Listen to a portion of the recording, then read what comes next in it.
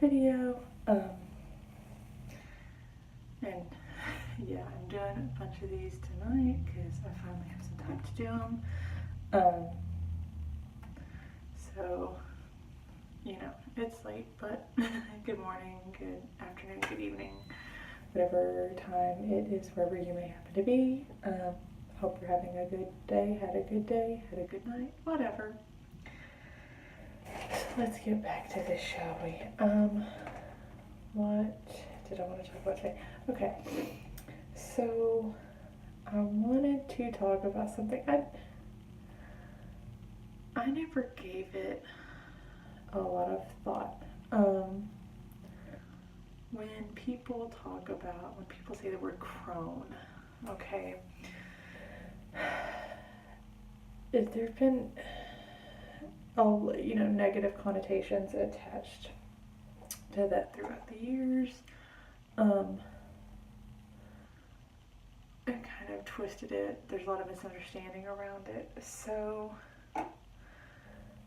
I really want to clarify, it's not just someone who's, old. It's not just an old woman. Although I don't see, youth is so revered in our society, and youth is wasted on the young. I don't know why that's the ideal. It has become, when we use, teenage girls to sell products to grown women, grown men for that matter, it really, there's nothing wrong with that, but we really adore youth. And so aging is something we fight. And that's not something I feel like you need to fight. I feel like you should embrace that and enjoy that and look forward to that. It's a good thing. It's a privilege denied to many. So embrace it. I'm not saying, settle down with your mug of tea and give up. Just, it doesn't mean the end of your life. And especially once I really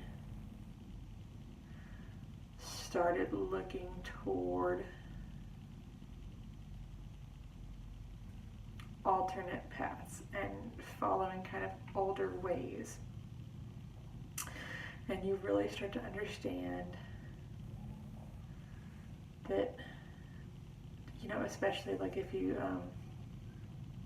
like in witchcraft, they're, big on it's, maiden mother crone. It's, it's a very powerful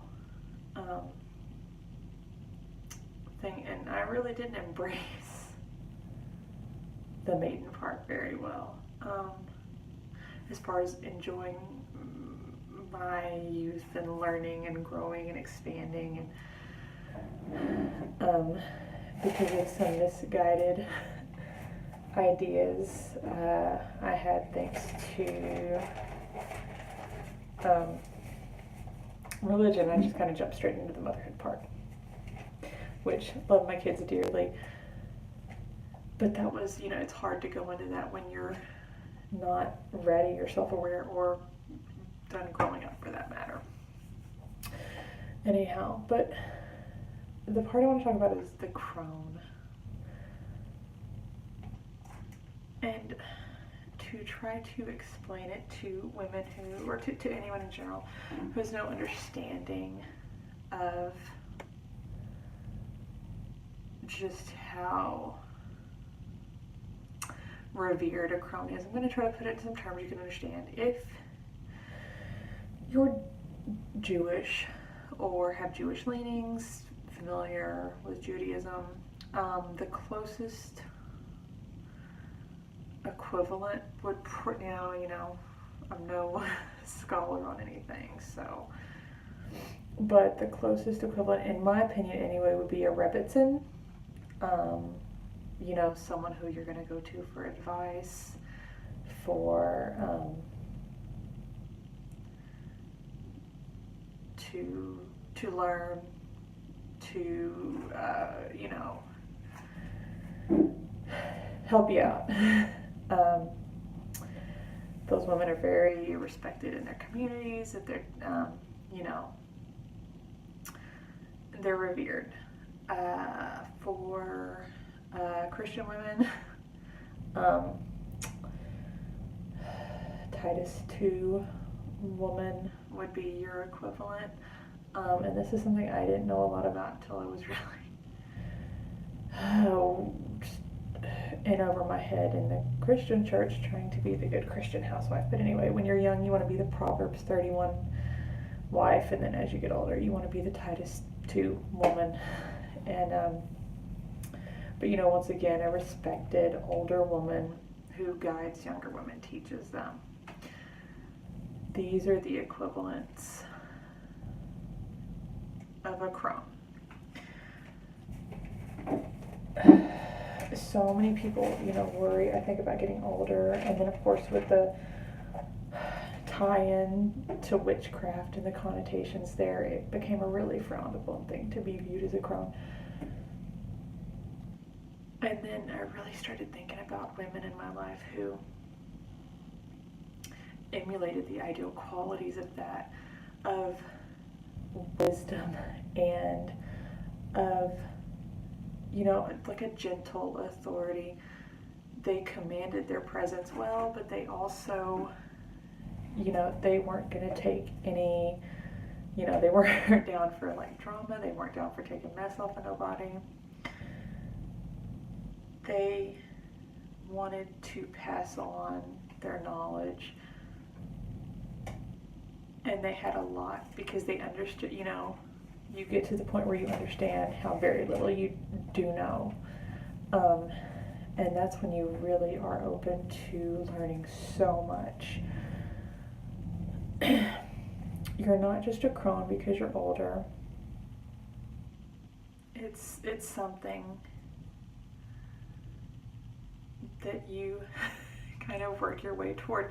It's kind of this idea that as you get older, you're going to work more on yourself, and you're going to gain knowledge, and you're going to gain experience, and you're going to be able to then help teach the mothers and guide the maidens, and help ferry them both into the next phase until you transition. It's really important to understand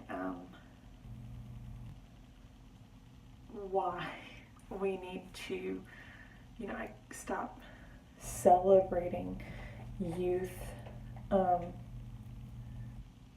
and attaching negative connotations to becoming a revered older woman.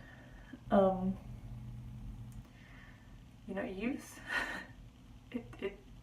you're going to be young. You haven't earned anything. You haven't done anything for the most part. This is a broad generalization. Most young people,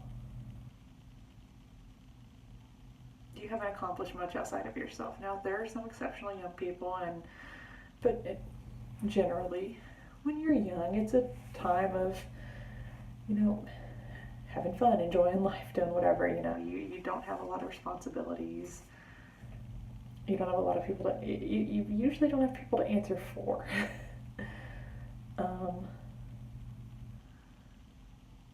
And the older you get, motherhood can be a sudden stop to, youth, and it can be a very tumultuous period. And when you come out of that, you can be kind of uncertain as to what the hell happened. But by the time you reach the point in your life where you have worked on yourself and you've gained wisdom and you have, raised your kids, maybe raised other people's kids, gained experience, and I don't think you don't have to be a mother, because there are a lot of ways to be mothering without having children. Um, it's just about the willingness to help guide other women, to teach other women, to empower other women, and to do so in a kind yet authoritative manner. If you are lucky enough to find these women in your life, grab onto them and don't let go. Because it's becoming harder to find, I think, maybe because people don't want to get old, so they don't embrace that.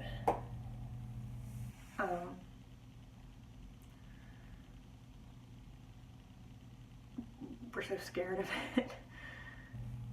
And we treat older people so poorly, really. And children, really. So there's just like this one really narrow, perfect gap, I guess.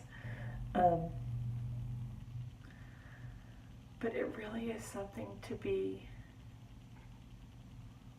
not afraid of or ashamed of, but to embrace and to revel in. To get to the, if you've made it to that point, then you've accomplished a lot. And if you're willing to share that with people, that's an amazing thing. But it does carry quite a bit of weight and responsibility. But if you're willing to take that on, it's an amazing thing. So I think we should,